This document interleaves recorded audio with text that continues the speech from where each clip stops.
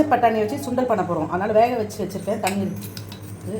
இதில் வந்துட்டு பச்சை மிளகா 2, இஞ்சி 1 துண்டு, தேங்காய், கொத்தமல்லி இதை கோஸாக அரைச்சிக்கலாம். எண்ணெய் ஊற்றிருக்கேன். கடுகு பருப்பு, தாளிப்பருப்பு, வரமிளகா. இப்போ இந்த அரைச்சதை இதில் போட்டுக்கலாம். பச்சை மிளகா, இஞ்சி, கொத்தமல்லி.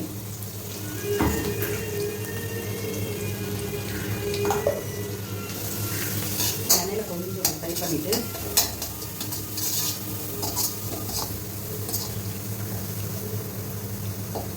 இந்த வேக வச்ச சுண்டலை போட்டுக்கணும்.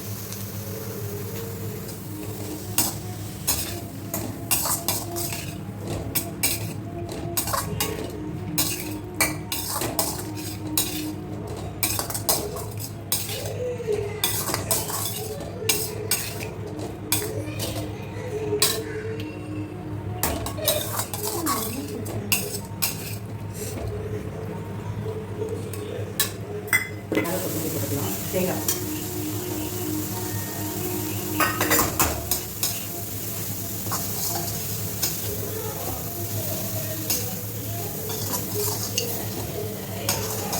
சென்னா, கருப்பு சென்னா, வெள்ளை சென்னா எல்லாத்தையுமே பண்ணலாம்.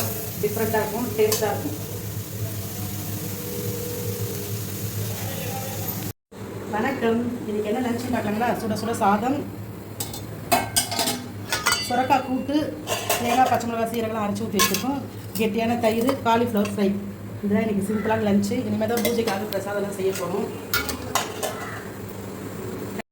வணக்கம். ஆயுத பூஜை நல்வாழ்த்துக்கள். இன்றைக்கி எங்கள் வீட்டில் என்ன பண்ணோன்னா, மத்தியானம் லஞ்ச் முடிச்சிட்டோம். லேட்டாக தான் சாமி கும்பிட்டோம். சுண்டல் பண்ணியிருக்கோம் காஞ்ச பட்டாணி வச்சு. இந்த ரெசிபி போடுறோம் பாருங்கள், ரொம்ப நல்லாயிருக்கும். கேசரி பண்ணியிருக்கோம், அவ்வளோதான்.